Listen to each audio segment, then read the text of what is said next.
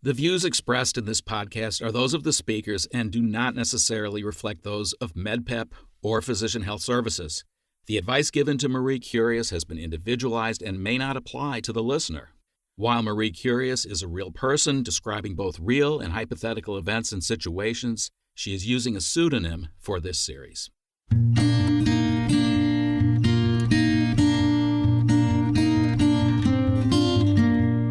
Welcome to another episode of MedPep, the Medical Professionals Empowerment Program. I'm Dr. Les Schwab, your host for this series of podcasts, in which I help my young colleague, Dr. Marie Curious, who is navigating her way through the incredible complexity of today's world of medical practice. Marie is determined not only to survive, but thrive. And to serve that end, we are engaging in a series of conversation with experts who have offered their expertise to us in hopes of providing solutions to the problems we encounter in our work. Today's guest is Dr. Gail Gazelle, who is going to speak to us on the topic of mindful practice. However, before we begin, I'd like to check in with Marie to see how things have gone since we last talked. As you recall, I had asked if there was an occasion to try flipping the off switch on the notion of being a doctor and allowing yourself some time out in hopes that you could detach yourself from your responsibilities and just enjoy being off duty. I wonder if you had a chance to try that.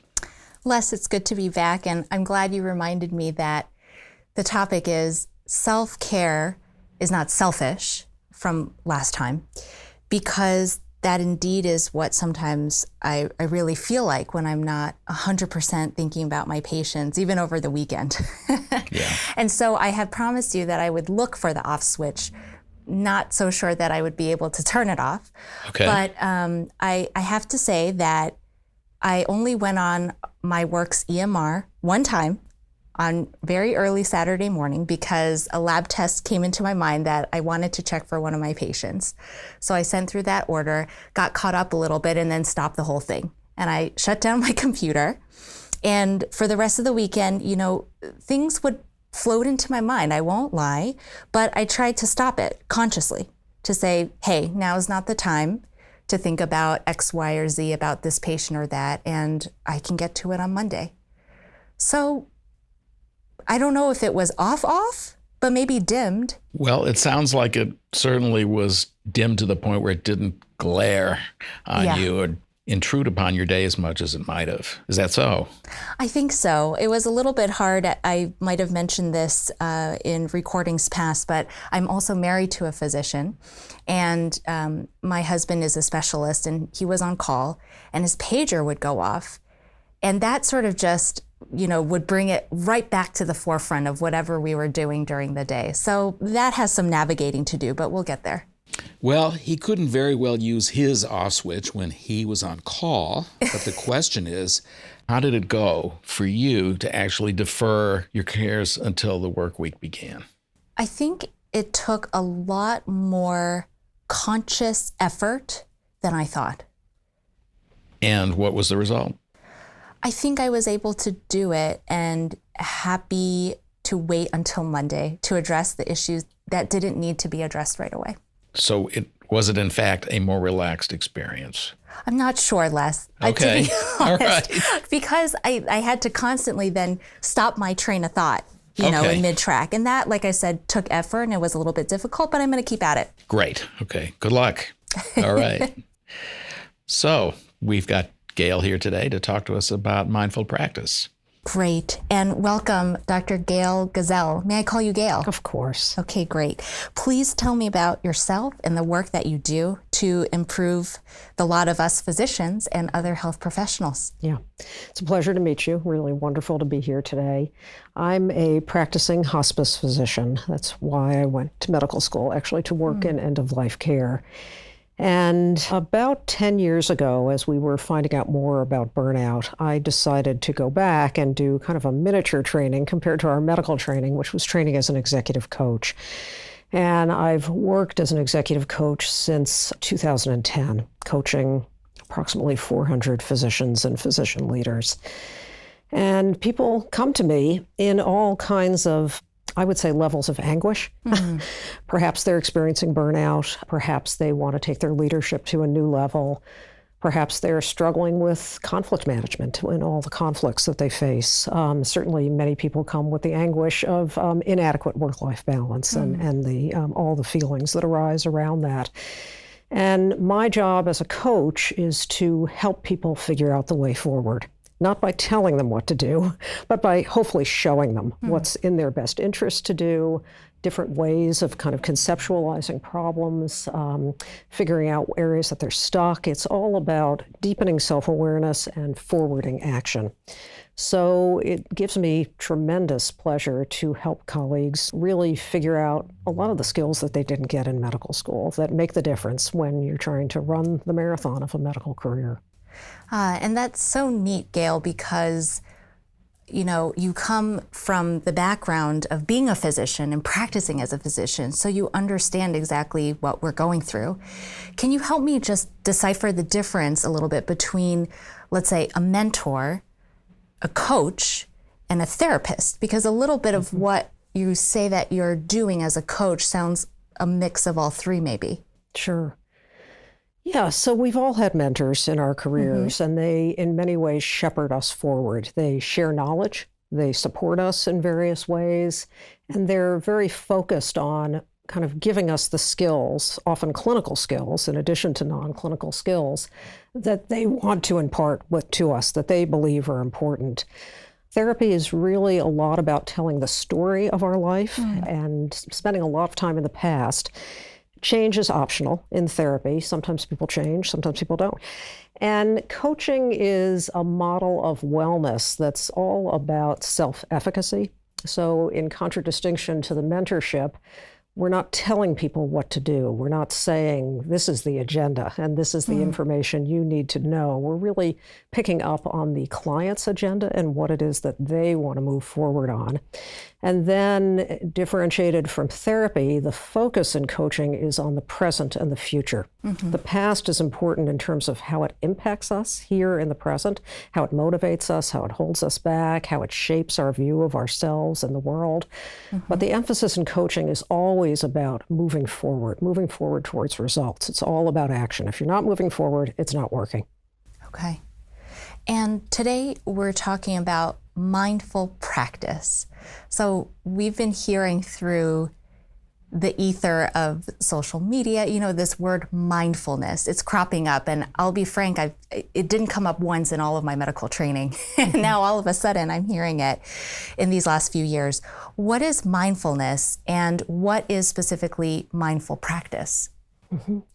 So I'll go with a couple of definitions of mindfulness, because you're right, there's so much out there in the ether, as you say, and the word is used in a lot of different ways. One definition comes to us from John Kabat-Zinn, who was a researcher at UMass Memorial and really has been credited with bringing mindfulness into North American culture. And he describes mindfulness as paying attention in a very specific way, on purpose, without judgment, and with an awareness of what's going on in the present moment. Ryan Nemiak, who is a PhD positive psychologist and also the founder of mindfulness-based strengths practice, defines mindfulness a little bit differently and also talks about the quality of attention and awareness. And he deviates a little bit and talks about the importance of being aware with curiosity, openness, and acceptance. And then the last part of that definition that isn't really covered by those two comes to us by two very wise modern-day Buddhist psychologists, Tara Brach and Jack Kornfield, who add to those definitions by really stressing the importance of compassion, both for one's circumstances, the people one interacts with, and then certainly for oneself. So all of this is very applicable to the practice of medicine. And we now have over half a dozen studies looking at the benefits of mindfulness specifically for physician burnout. So that information in the setting of not a lot of studies about what the heck to do about this major epidemic that we're having on burnout really makes it important for us to think about how do we practice in a more mindful way. And the piece of that, the whole idea of the present moment, can seem very woo-woo to a lot of physicians. What is that? And just to unpack it, the present moment is basically the reality of what's in front of us. The present moment right now, I'm talking to you. I'm not thinking about the person who nearly cut me off in my car as I was driving here, or what worries about later on, picking up my child, for example. And the present moment can sometimes be thought of as well as the space between what's already happened and what's next.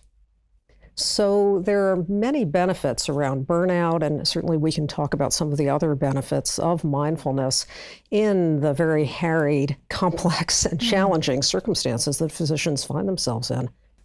And I think that's the crux of it, Gail, is in that busyness of the clinic day, what is the benefit of taking that extra moment to observe what is happening in the present, as we were just discussing, and being mindful, and then trusting that that has benefit for the long term? Mm-hmm. I think there are a number of benefits. And when we're burnt out in particular, which, as you know, 40 to 60% of American physicians, very large numbers, it's hard for us to stay focused on what's in front of us. For example, I was coaching an emergency physician today who experiences a huge amount of dread before she goes in for her shifts. Not uncommon. Many physicians have Sunday night dread, for the Monday office. And part of that dread was, I'm overwhelmed, I'm miserable, I can't face another shift, the opioid epidemic is bearing down on me, these people don't belong in my emergency room, it's miserable, I can't stand it, I don't know how I'm going to cope. So there's a lot bundled in there, but I think most physicians can kind of relate to that cascade of all of those negative thoughts that we spiral into. And as opposed to, I'm experiencing a lot of emotion right now. And right here, in my present moment, right in front of me, actually things are okay. I'm at home. I'm with my spouse. I haven't gone into my shift yet. And so by focusing, by kind of dialing back to what's going on right now, it's often nowhere near as bad as we've made it out to be in our mind. Perhaps sort of like a reality check, it sounds like. I think focusing on the present moment is really all about reality. It's about what's going on in front of you right now. Where can you focus your attention? And one of the, I would say, the benefits of mindfulness has to do with the ability that we gain to focus our attention where we want to focus it. So I'm sure we'll talk more about meditation, but meditation, quite simply, is having a focal point, typically the breath, but for physicians, it can be our pulse as well. And noticing that our mind is developing thoughts, perfectly normal, that's what the mind does, and practicing shifting our attention over and over and over from those thoughts that distract us back to the focal point. Again, typically the breath. So it's a practice of constantly deciding, this is where my attention is going to be. So when you think about translating that into our practice and mindful practice, what could be better than to actually be able to tune out all those distractions, the MA coming to the door, the lab tests that we have to chase down, the pager going off, the waiting room that we're thinking about with another 5 patients that we're running late for. What could really be better than to harness all of our energy into focusing our attention where we want to? Several of the things that you just said, I wish I could just keep it all in my mind to refer back to, but I wanted to point out one of the homework assignments that I've been working on with Les is to, as part of self-care, take a moment out of the day and actually take a lunch break. It actually was a novel idea for me initially. And for the first time last week, I went outside and Les and I reflected on that. And I just said my thoughts were just wandering all over the place. And it really resonated with me, what you said just now, Gail, about how do we refocus that attention to what I want to be thinking about, to what I want to be focused on. And part of that, a couple questions to follow up. One, with the practice of meditation, like you were saying, or sort of harnessing and focusing in on what we want to focus on, does it get easier? And number two, how do we focus, but also do the multitasking that is part of our everyday? You know, the MA will knock at my door, and I will need to interrupt that clinic appointment with a patient to address an EKG that I have to read. How do I switch my attention back and forth or respond to a code blue if it was in the hospital, or we have codes in clinic as well, and then get back to right where I was with the patient. Sure. Obviously a challenge in a busy day in office practice in which there are many challenges. So your first question, does it get easier? Meditation is typically a lifelong practice, so it's not that easy to just snap yourself back. But like going to the gym and developing musculature or developing your cardiovascular endurance, with practice, one can learn how to shift one's attention. It's not about, oh, just focus here, don't worry about that. It's about kind of developing that muscle, that skill. Mm-hmm. And then there's so many other parts of mindfulness that maybe I'll just kind of share some of those in terms of your second question and multitasking, which of course it's hard not to do to get through a busy day. Another aspect of mindfulness is what's called critical curiosity. So getting curious about lots of different things, but in particular, getting curious about one's own thought processes. So when we're burnt out, we develop almost a type of tunnel vision. Mm-hmm. We see things in one way, and that way is often highly negative, but it's a bit distorted. So, for example, somebody in a primary care setting, maybe has 20 patients to get through in the day, then has to stay and do all the documentation. And you might find yourself as a primary care doctor getting into a thought process of, this is really miserable. Mm-hmm. I don't really know how I'm going to make it through the day. Mm-hmm. And I don't even think I can stay in the practice of medicine. I would not recommend this to my worst enemy, let alone my children or friends. And I don't really know how I'm going to make it. This is really bad. And you know what? They're out to get me too. They don't see my value. They don't see how hard I'm working. This is sort of getting into a lot of different thoughts. Gail, here. Wait a second. Are you reading my mind? I looked at Les because that actually came up. I have a young daughter. She's 4 years old. And just to give you a little background in that she, one day came home, she's wanted to be all sorts of things. I want to be a firefighter, mommy. I want to be the waitress who serves us this yummy spaghetti and meatball. I want to do this and that. And one day she came home and she said, Mommy, I want to be a doctor like you and Daddy. And my husband and I we looked at each other and we were like, oh, honey, you can be anything you want. Secretly inside, we're like, please, dear Lord, do not become a doctor. And that really resonated with what you said just now. Yeah, I think a lot of physicians feel that way. And certainly the pressures are mighty, and the pressures do not show any evidence of letting up. So there's real concern about the sustainability of practice, no question about that. What we're talking about in terms of harnessing the benefits of mindfulness, we go down these spirals in terms of our thinking. So when I think about resilience, I think about energy conservation. Okay, so the macro level is, developing efficiency. A lot of physicians call me as a coach, how can I become more efficient? Because if I can only become more efficient, if I can only kind of squeeze more lemonade out of the lemons in myself and my practice, then I'd get home at least by 8 p.m., if not, staying in the office till 10, and maybe it would be more manageable. So that's one kind of energy conservation, is becoming more efficient outwardly. We waste a lot of energy in our thought processes. And that's the part that I think mindfulness can really help us with, because our thoughts tend to run wild. Yes. And we tend, particularly as physicians, to believe that our thoughts are factual.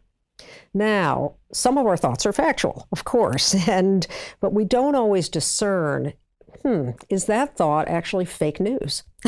Is that thought potentially partially true, but not completely true? So again, combining that with the tunnel vision, we find ourselves getting into, we're sitting with a patient, and yet we're angry about all the demands on our time. Yeah. Our pager's going off. Again, there are many things that are pressing on us. And we get into a thought process that takes us down some fairly dark alleys about the sustainability, even for ourselves. And if we can question those thoughts and, again, sort of almost take refuge in the present moment when things are typically not as bad as our ruminations about the past and our worries about the future tell us, in that present moment, we're actually breathing. We're actually still perhaps conversing with somebody in a satisfying way. So let me give you another example of it. A lot of physicians call me kind of with the following I would say the following line, which is, "It's miserable, Gail. I can't go on." Many physicians call me who are very burnt out, and they'll say something like, "Gail, I'm not accomplishing anything. There is no meaning in my day. Why should I go on? Why should I get out of bed?" And I'll say to them, I understand. I can really hear how much pain you're in. Let's just do a little scan over your week. If you could think about the blur of patients that you've seen, let's say since Monday morning, and just do a little scan.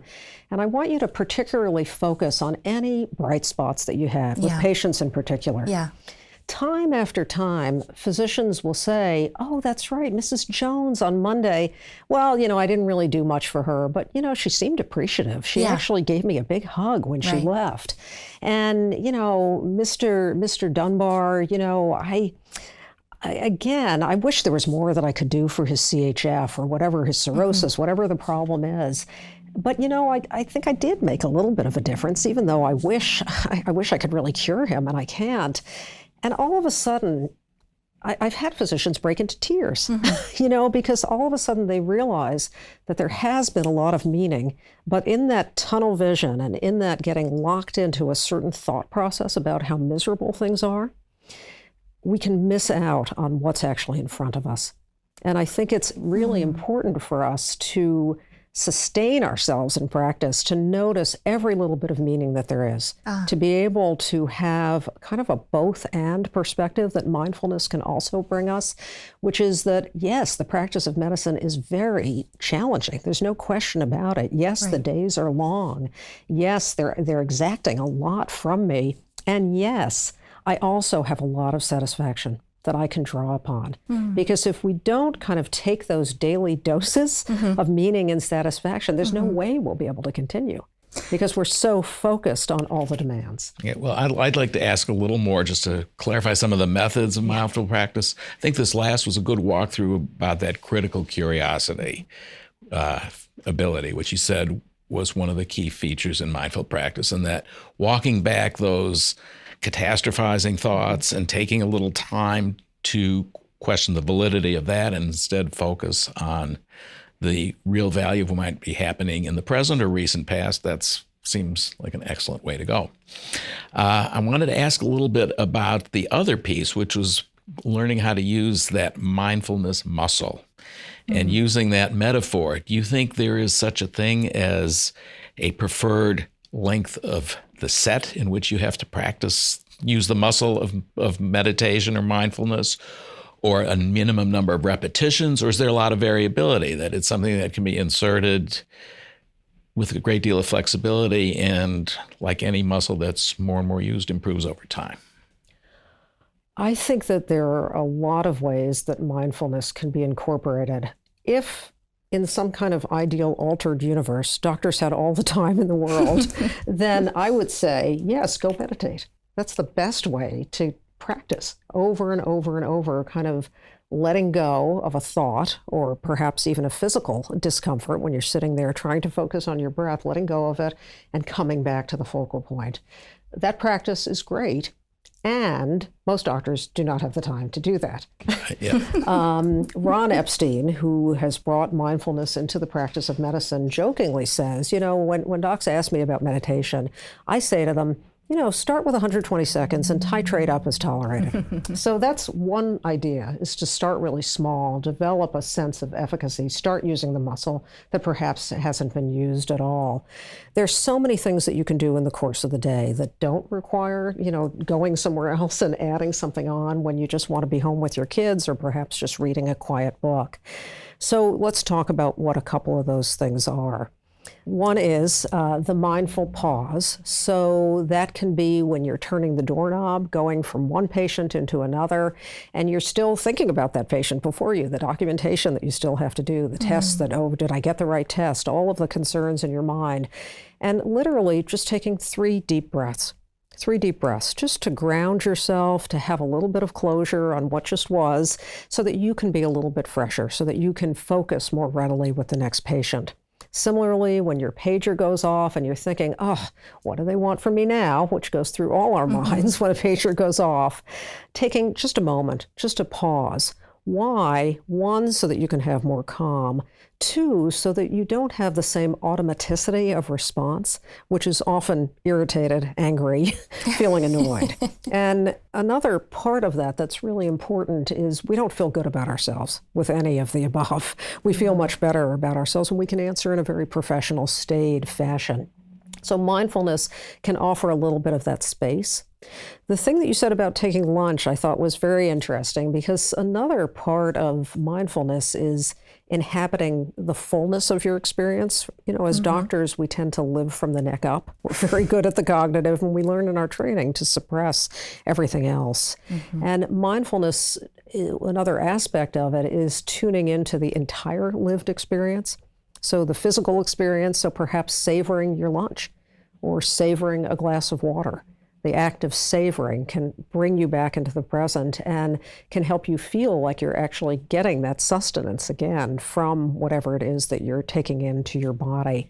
That's so interesting, Gail, because I never thought to savor a sip of water.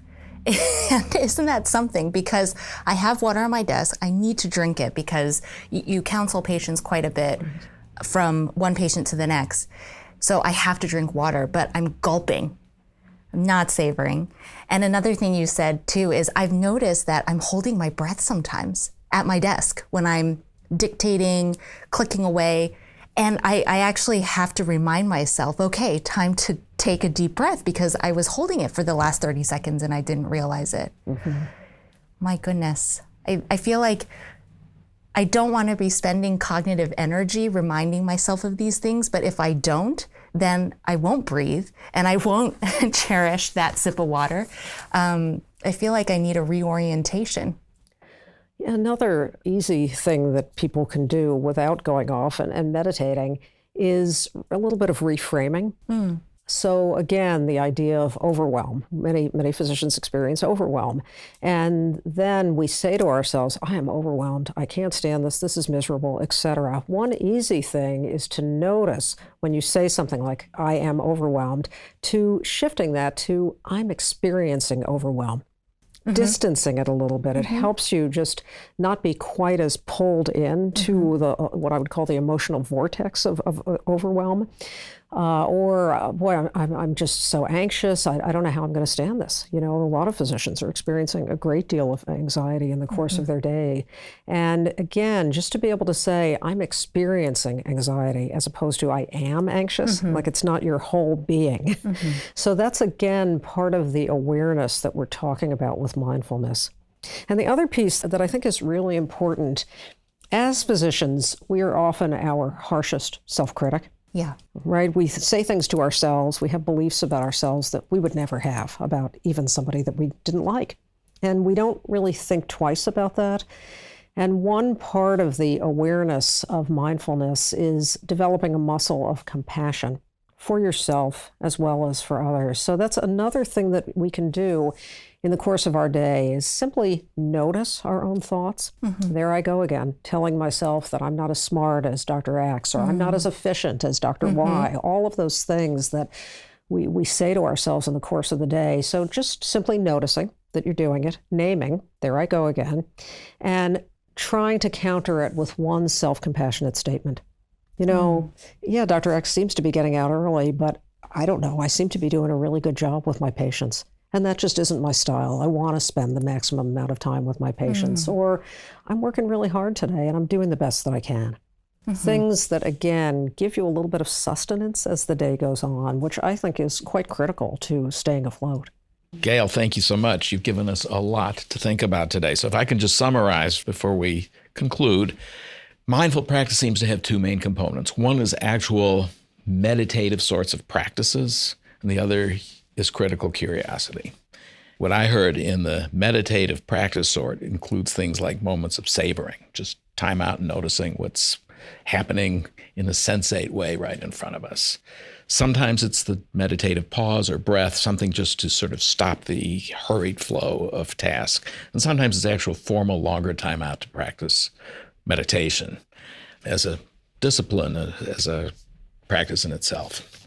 And in critical curiosity, I heard that there were things we can do like question our negative assumptions about what's happening to us, appreciating some moments of things that have gone well, and distancing ourselves from the notion that things are so overwhelming and terrible, and just saying to ourselves, I'm experiencing this rather than this is it. All as ways of bringing us back to centering, taking care of ourselves, and being able to proceed with some more vigor and capacity for these amazing tasks that we all have to perform. So is that a reasonable summation of the kinds of things, or please add or comment? Well, let's call that Mindfulness 101. Okay. There is a lot that mindfulness has to offer, and another piece just to dangle it is being with our emotions, which you would think, as a doctor, we would get some training in how to be with the widespread emotions that patients come to us with and that arise in us in the practice of medicine. Yet we don't get any training. So that's another piece of mindfulness, is the being with difficulty in the body, difficulty in the mind, difficulty in the psyche. Someone that I coached a while ago, a psychiatrist on the West Coast, she said to me, when patients used to come to me, the minute they got angry or went into grief, I shut down. It was very poignant what this individual said. And then through the practice of mindfulness, I was able to be with a wider range of my own experience, and I didn't feel the need to shut down with patients. So obviously the cost to her patients, but then the cost to the individual as well of, feeling like you have to shut down and then feeling like you can't be there for your patients, and then leaving at the end of the day with all of that bottled up because you haven't been comfortable with it. And I agree that that's really important to learn how to manage that as well. And it begins with being aware, mindful of the occurrence of these. Fortunately, I think we're going to have time in another session to talk about emotional self-management and be able to get to that mindfulness 102. So, Marie, for today, though, let me conclude by saying, in terms of these sorts of mindful practice possibilities that Gail's laid out, the ones that have to do more with finding meditative moments or meditation stretches, and the others about reflecting, about critical curiosity about the moment. Is there anything that spoke to you as something you might like to try or observe in your everyday practice in life? Yes, Les, I think first, thank you, Gail. And I want to sign up for 102. I'm just mesmerized by everything you've said today, and there's just way too much information. I thought I went through medical school. I don't mean to digress, but gosh, I need to go back to school now. Mindfulness training, 101, 102, all through the advanced courses, because I feel like that whole side needs to be explored. Two things that struck out. One is the savoring. I'm intrigued by this word, savor, and how do I do that from taking a sip of water to savoring a moment with a patient, perhaps, and enjoying a connection with the patient. So that's number one. The second thing, and maybe I'm being ambitious here, a little bit ambitious, is the critical, remind me that catchphrase again. Critical curiosity. Critical curiosity. And it rhymes. That's so helpful for physicians. Critical curiosity, especially when it comes to remembering those nuggets of good interactions with patients and the differences that we actually make.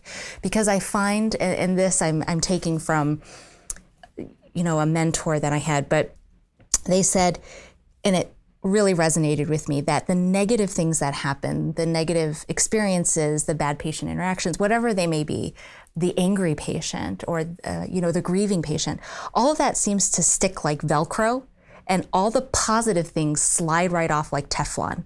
And that really has to be the reverse. And I think that is part of the critical curiosity. See, the CC helped me remember right. that I have to focus in and remember the good interactions and the positive that I do. And that's got to stick like the Velcro. And then the negative things, I can reflect on it, but then they've got to slide off like the Teflon. I want to put that into practice.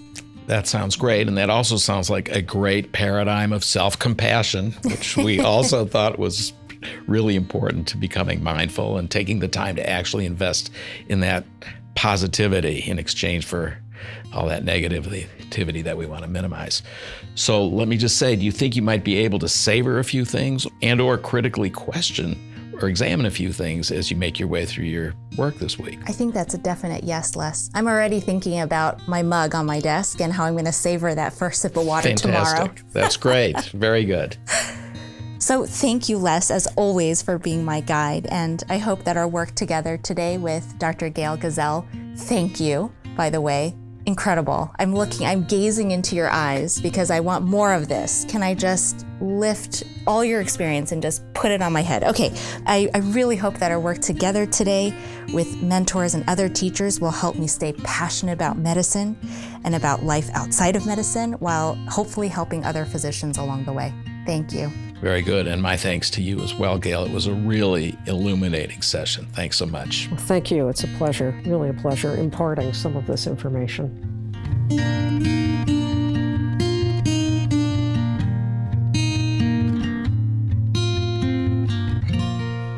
If you have a question or a comment about today's program, email us at feedback@medpep.org or simply visit us at medpep.org. And now, here's a few words from MedPep's founder, Steve Edelman. This is Dr. Steve Edelman, creator of MedPep, the Medical Professionals Empowerment Program, and director of PHS, Physician Health Services, a charitable subsidiary of the Massachusetts Medical Society. Our mission is to promote the well-being of health professionals. Many thanks to our seeker, Dr. Marie Curious, to our guide, Dr. Les Schwab, and to our wonderful group of guest experts. Hats off to project leader Dr. Jaydev Dasgupta, audio producer Douglas Stevens, guitardiologist Dr. Susie Brown, and to the staff and board of PHS. Please visit and connect with us at medpep.org for CME info, faculty bios, and additional empowerment resources.